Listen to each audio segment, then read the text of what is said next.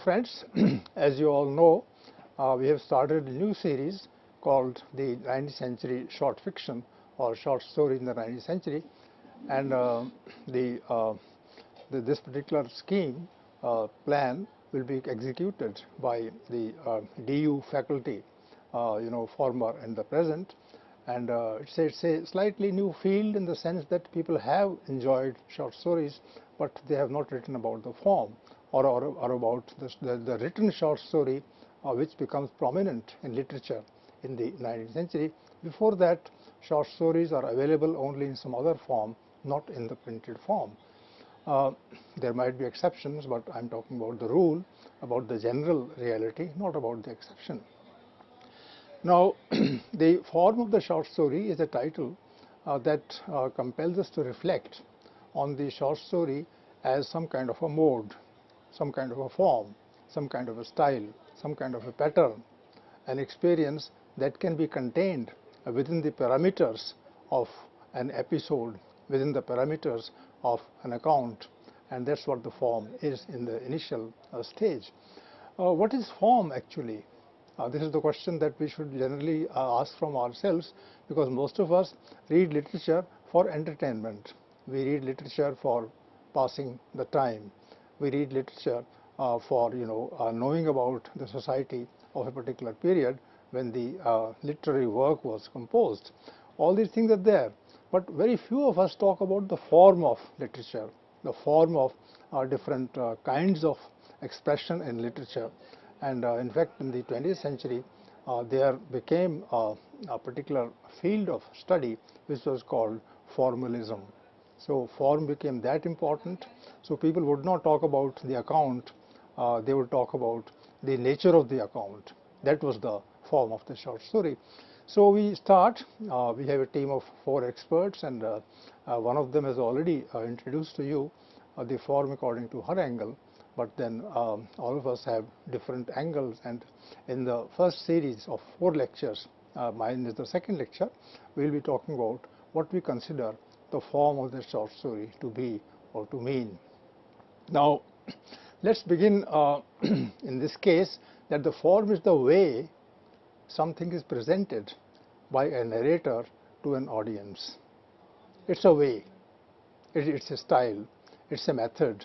So there is a person who's there, as a teller, as a speaker, and this person is supposed to speak to an audience.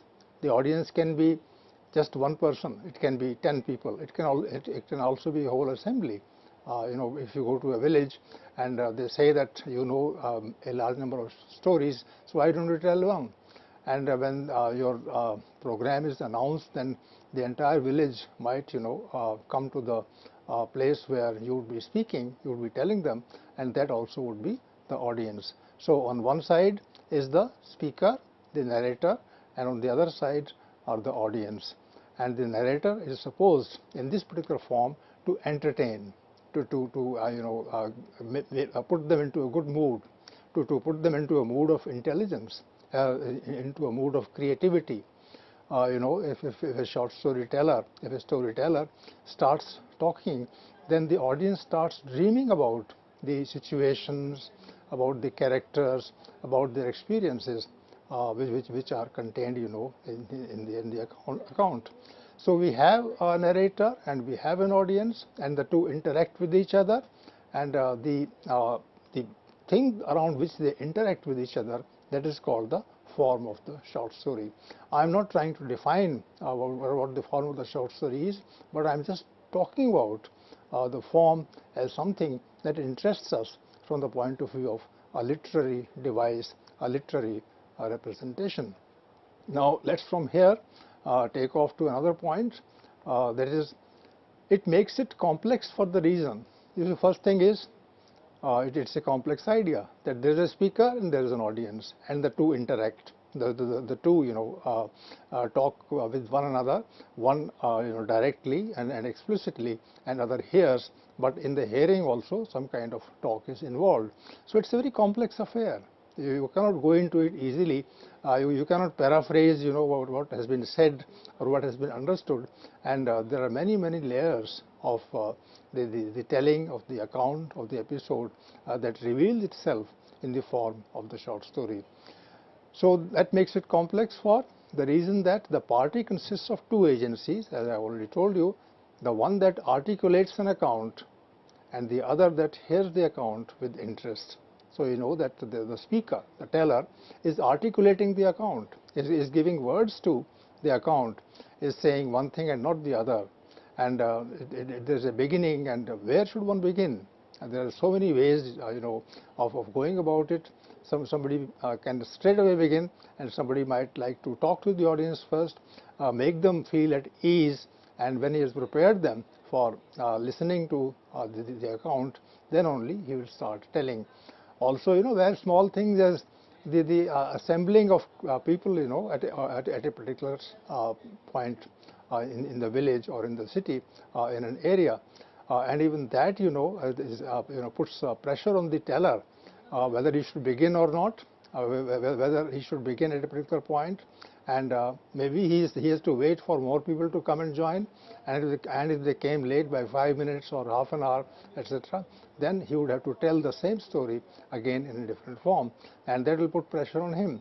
So what I say is that there is a kind of pressure on the teller of the tale, the short story, on the which presents the account, because when to start, what to say in the beginning, how to put them into a mood of curiosity, all that is important. And therefore the articulation is not as easy as one might think. Articulation is a whole issue by itself. And the other agency hears the account with interest. Hearing is fine. When I talk, and there are people who are there at that point of time in front of me, so they hear it. But hearing with interest, that is important. So you cannot say anything and everything when you are a storyteller in the original sense, and therefore you have to create interest. How to create interest? There can be different ways. One way is to pose a question and not answer the question directly, and that people start thinking about the question. They have their own answers in their minds. The answers are half formed, incomplete, and therefore they want to hear the version of the teller of the tale, of the story, and that starts making them interested in the account itself. So the account has to be interesting. Thus we talk of the short story as a performance organized for social use. Two things here. It's a performance. The person who is giving the account, the person who is speaking, is actually keeping in mind the requirements of his time, and he is performing a role.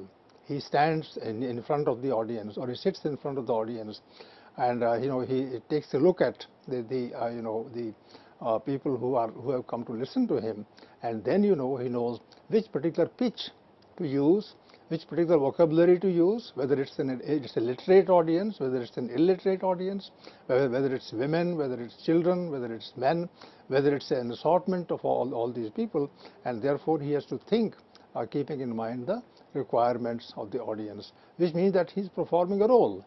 So the tale, the story, the short story, as a form, actually is a performance. And this is a point that we discuss also in the classroom. We discuss in the undergraduate classrooms, we discuss in the postgraduate classrooms, and we also analyze it at the level of what is called research, because writing as performance is something that is not particularly understood in the context of literature as something in society, and organized for social use. So there are I'm using the passive voice, organized for social use. But who are the organizers? And what they want to be organized? And whether they have, given some idea to the person who would come and talk to the audience. They would also choose one person in preference to another. All these things are a part of the organization. And the last thing is social use. It should be socially useful. You can't say irresponsible things in front of an audience when you are formally presenting an account, and that account is the short story. So just see that it's a complex issue, and at every stage one has to be alert, one has to be conscious, one has to choose words carefully, one has to choose the very theme of the short story carefully, because finally it will become a part of the social use. Socially it should be useful. Socially it should be profitable. People, when they have heard the short story, when they have heard the story, when they have heard the tale, and they go back to home, then they should be wiser than before. That is what the social use is, that you go back wiser than before. The question is, I now pose a question to you. Please go into it and just think about it in your own mind. Does the speaker speak to a wall? As you know, a person who is just letting out certain themes from his mind, and is sharing that with an audience which he can't see. Is it a wall that one is talking to? This is the question. What's the answer? No, it's not a wall. As I've already said, that there is another agency equally active, excitable, and curious, and that the person is talking not to a wall but to an assembly. Instead of a wall, that's the answer, there is a group of people interested in knowing something new and entertaining about an event, an episode, a happening. This is important, that the tale, the short story as a form, will be addressed to someone, will be made available for an audience which is a specific audience, and it's not a wall. It's a blank wall and you are talking to a wall. That is not the case. There are people who want to listen to you, who want to know whether what they thought about life themselves was right or wrong, and they also want to sometimes raise a point of issue with you. So that kind of interaction also is there. So you say that the speaker has to be always on his toes to say something that the form requires him to say, and the form is an address. The form is a kind of an act that unites the audience with the speaker. Now, in the last part of the quotation, I use three words: event, episode, or happening. Something happened yesterday. It's an episode that took place over a period of 1 year. It's a happening that one didn't know whether it will happen or not, but it just happened, and it could not be predicted.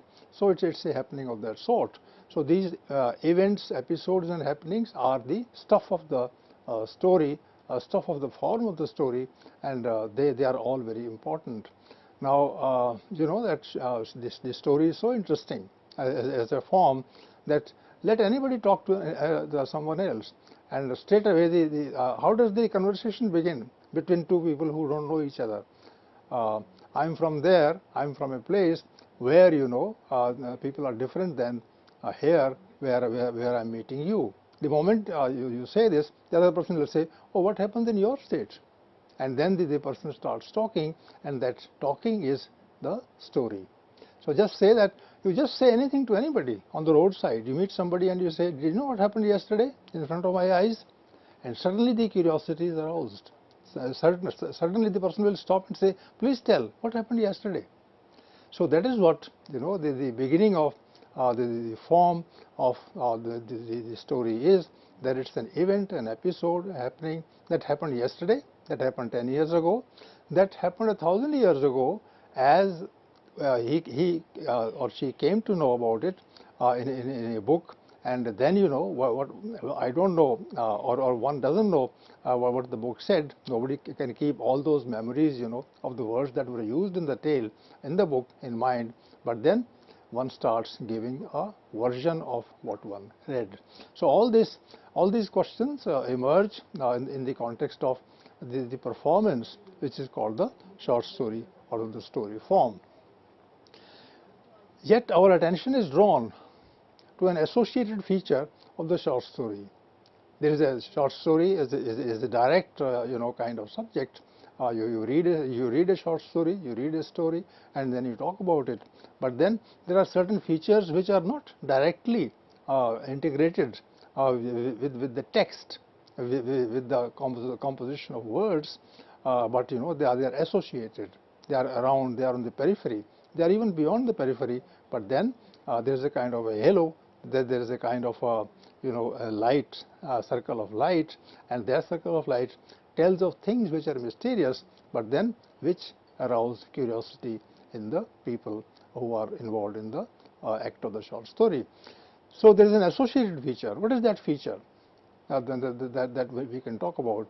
And then I say which follows the working of primitive drama.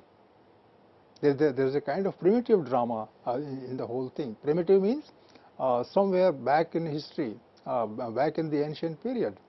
And if you guess what the short story form was and how it evolved, then you can go to the primitive drama. You can go to the time when there would be 10 people in a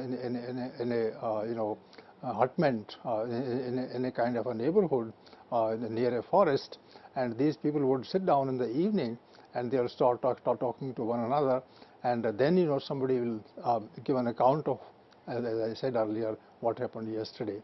And the moment the one says what happened yesterday and another starts listening, the short story begins. Now just think of the primitive drama in the context of our own time. Children are very fond of meeting their grandparents, not maybe now as much as they did 50, 60 years ago, but then there is a kind of a bonding between the grandparents and the children, and the children always want to know something about a story that the grandparent has to tell. And imagine every grandparent has a story to tell. So there are a large number of stories, innumerable number of stories which grandparents would be sharing with their children over a long period of time. And in every case, when a grandparent talks to children, and it's an old story, it must have been heard by other people earlier also, but then the grandparent at that point of time is telling the audience of children, regaling them, making them laugh, making them interested, and a kind of drama is enacted by the grandparent and the children together. This is the primitive drama. Can you date it when it started? No, it's difficult. Its roots are in prehistory. Its roots are at a time when people started communicating with the help of the language that became developed in the course of time. And when this kind of a language was seen, and I'm talking about thousands and millions of years before, when people use sound patterns to communicate, and at that point of time, memory played a big part. So somebody, when one was a child, must have heard, must have known something, and then this person became a grandparent. Then he would like to, or she would like to, particularly women are more imaginative in this sense, so they carry stories in their head, and then they talk to the audience. And the audience are children, maybe 2 children, maybe 3 children, maybe sometimes it is one child. I have in mind, my mind goes back to certain poems in Hindi writing of the early 20th century, where there's a child, and the child is talking to his grandparents, and he says, "Tell me a story." And then the woman says, "I'm your mother. I'm not your grandmother. So do you think I'm your grandmother?" So the moment she says, I'm your grandmother, I'm not your grandmother, then the child says, "I know you are not my grandmother, but you are my grandmother's daughter or daughter-in-law. So therefore, you will become a grandmother soon, but tell me a story." So this kind of a drama would have been enacted millions of years ago, when language became slightly developed and could carry messages from one place to another and from one person to another. So it's a kind of primitive drama. I think this happens much before the epics are written. Epics are taken from one place to another in the recited form, because this kind of a drama would have happened within the precincts of people living together. The primitive family, the primitive neighborhood, The primitive people, passing their time in the evening before children go to sleep, and they also go to sleep, and that is the precious time. And therefore, if you think of the short story and its form, then you can call it dramatic in that sense also, because people live the story together. The children are creating their own stories by hearing the words of the speaker. So they have their own active minds to create situations that the teller may not have intended to communicate, and this kind of a drama happens at so many levels. So the short story has remained the central feature of mutuality in art. Feature of mutuality in art. Art is not individualistic. Art is always mutualist, in the sense, that there are two people and more people, and they interact with one another, and they together create art. So short story actually is the product of the central feature of mutuality in art, in the family or neighborhood surroundings, since time immemorial. So this is the point I tried to explain to you, and I feel that when you talk of the form of the short story, then your mind is compelled to go back to an unknown period, the mysterious period, when people would just pass the time thinking about, imagining, dreaming about situations that sometimes they could even create anew, afresh, and they were not there actually. So that's what dreaming is. So all these things are important in the context of the short story, and you can say that the modern short story has its roots in this very long and rich culture that existed in human societies since time immemorial. I also, have the idea of expanse in mind. It's a very expansive, very large kind of a tradition. It spreads across countries, societies, languages, cultures. There is this kind of primitive drama in all the homes in the beginning itself, and later on it became more and more, and I use the word in two senses, formalized. Formalized means that it became available to a larger number, and formalized in the sense that it was given a specific form. So primitive drama still continues, but originally the short story as a form was the form of primitive drama in which each person in society participated. Now this is remarkable. There are no experts in the field of storytelling. Today there are writers who write, and there are readers who read. But in the primitive period, everybody was a part of primitive drama, and it happened in all the homes, irrespective of whether the homes were of the rich people or the poor people. In the evening, the family would sit together, and they would, entertain one another with the help of such stories. So that kind of a drama is still there, but then we have forgotten about the artistic, possibilities in ordinary people. We think that there are experts who always, write short stories without knowing, that all of us at one point of time or the other, in fact, on a daily basis, we are telling people what we saw, what we imagined, why we are sad, why we are happy. So all these things are in fact the stuff and the subject of the short story that we discuss as a form. So the short story has remained the central feature of mutuality. Mutuality is the issue actually that I want to emphasize more and more, that people together produce and compose the short story by asking questions, by answering questions, by wondering, by guessing. These things are the integral parts of short storytelling, and neighborhood surroundings become more and more bonded with people, linking themselves, relating themselves to other people, and finally they become a unit, and that unit has, a guidance from the lessons that people learn through telling and sharing the art. Till the 20th century, large chunks of human population, let's look at that idea. Till the 20th century, large chunks of human population remained deprived of education. Education, as in the forms of schools. There were no schools where children would go, and there will be a teacher, and the teacher will teach them.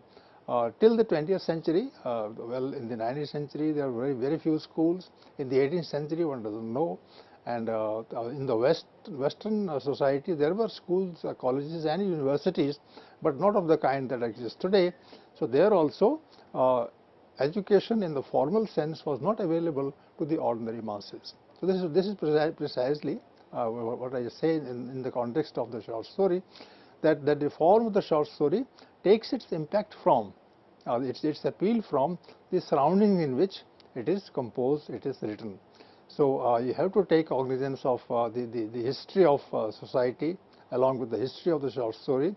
That the short story till the 20th century, was available to people who could think, who could,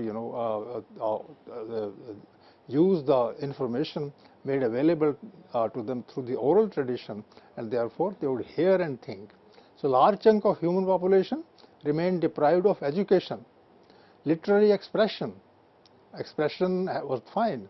The expression was that people expressed their ideas. But what is literary expression? That is important. So literary expression is something that puts emphasis on words, is more precise, is more evocative, as well as cultural give and take. So there is a kind of cultural give and take which is not there till the 19th century. Only at the end of the 19th century and the beginning of the 20th century, you have people who start organize a kind of education, and within the education, the short story or other forms like poetry, they will be made available for the benefit of the students. So there is a cultural give and take. This affected crucially the evolution of art forms such as the short story. This is the point I'm making, our chief concern at the moment. So therefore you would say that the short story has evolved. It is not the same as before. I have not used the word folk tale yet, but folk tale is a slightly different matter. So I thought I'll keep myself confined to, restricted by short story as a primitive dramatic form, and I would not call it the folk tale. We can take it up at some other points in time, but then I would say that till the 20th century, large chunks of human population remained deprived of education, literary expression, as well as cultural give and take.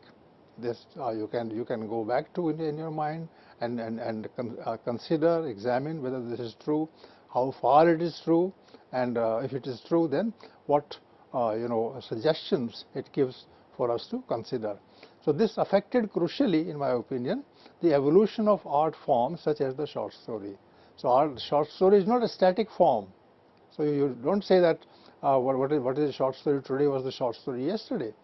In every segment of time in history, short stories have addressed different concerns, different requirements, and in that process of addressing those requirements, they have evolved in style, in pattern seeking, and in communication.